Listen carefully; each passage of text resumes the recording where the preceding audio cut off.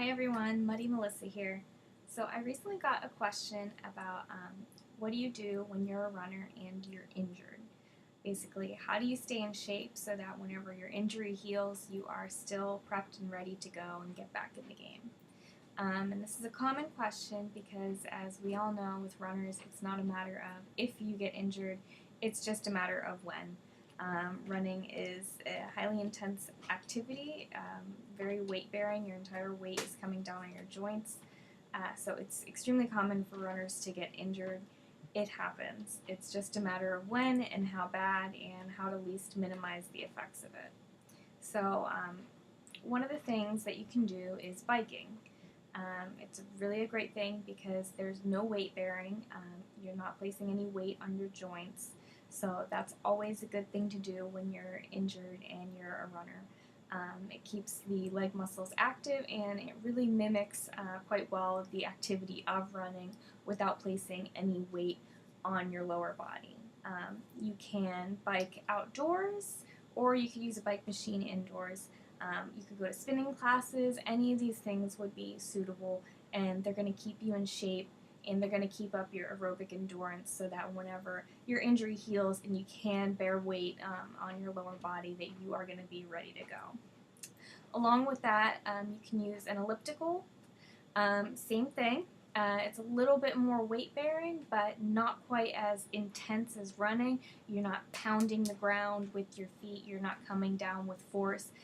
Your feet remain stationary in that elliptical machine. So there's a lot less weight, still some weight bearing, but none of that pounding motion on your joints. So that's great. And that again mimics exactly the form of running. And you keep your leg muscles in shape. And again, with the cardiac and aerobic endurance, that is a good option too. Very similar, a stepper or a stair climber machine, that's a good thing.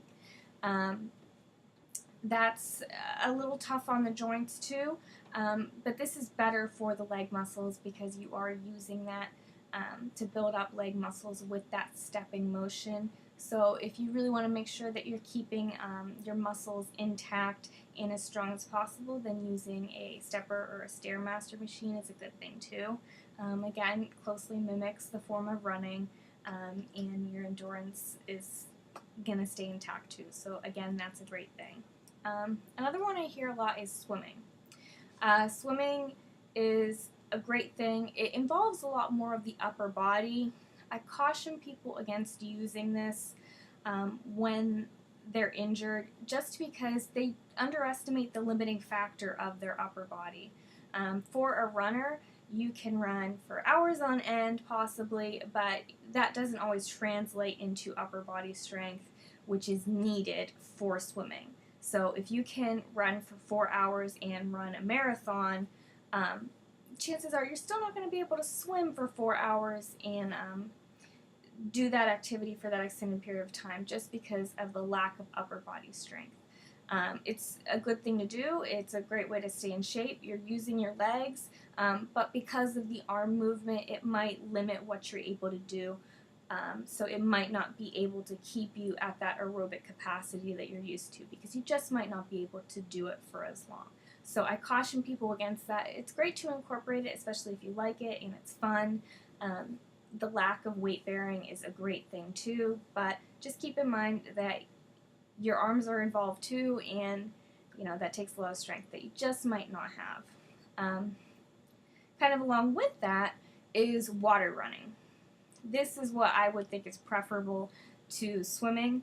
You can go in towards the shallow end of the pool and water run, which is basically you are vertical and running through the water. There's no weight bearing, you're being suspended by the water, but you do get a lot of that lower body strength because you are pushing and propelling yourself through the water. So that is a great option and a great thing to do as opposed to swimming. You can also use one of those flotation belts, which will kind of keep you vertical if you're not in the shallow end and run through the water. This exactly mimics the motion of running, but without the weight bearing, and you get a little lower body strength because of that need to propel yourself through the force of the water.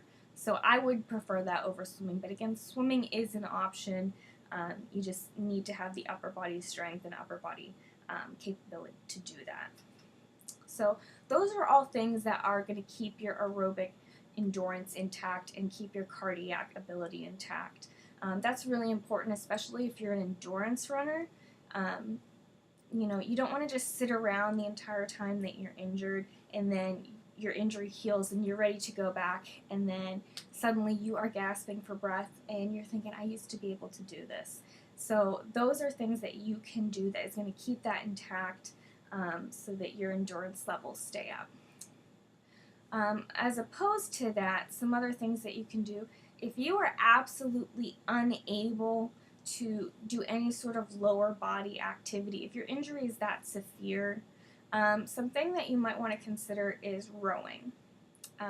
It's cardiac activity, it's upper body, so you are going to be limited by that, but it is a cardio activity. It is going to keep your endurance up. So it's something that you can incorporate, but again, it's really only a last option if you are restricted from doing any sort of lower body movement at all.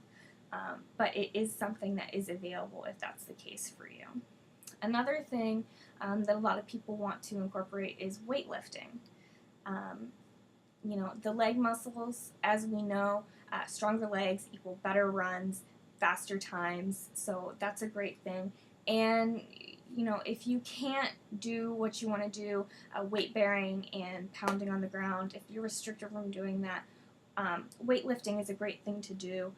Do your squats, your lunges. Just again, you have to make sure and check with your doctor that you're okay to do these things.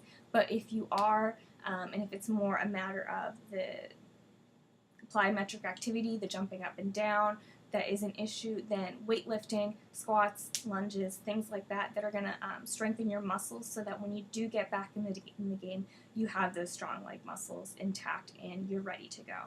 So that's something that you can include as well. But again, the primary things that you want to do are cardio activities: biking, elliptical, stepper, water running, possibly swimming or rowing, and incorporating a little bit of weightlifting if you can. So those are things that you can do. Of course, yoga, stretching, foam rolling, things like that are going to help your injury as well. And be sure when you're injured to rest as much as possible. As runners, we hate it. We just want to get out there and go, go, go. And for us to be sidelined is a lot of times heartbreaking for us. And we're not always the best at listening to doctor's orders. But if you rest and you give your body the rest and recovery time it needs to repair, then you will get back in the game quicker. So even though it's hard sometimes, you have to give your body the rest that it needs so you can get back to it. Alright guys, I hope that helps. I hope I answered some of your questions. Like I said, I get this all the time because us runners, we just get hurt a lot. I say all the time that I'm an endurance runner, and basically everything from the waist down has been broken at one point or another because it's just the name of the game. Running happens, injuries happen.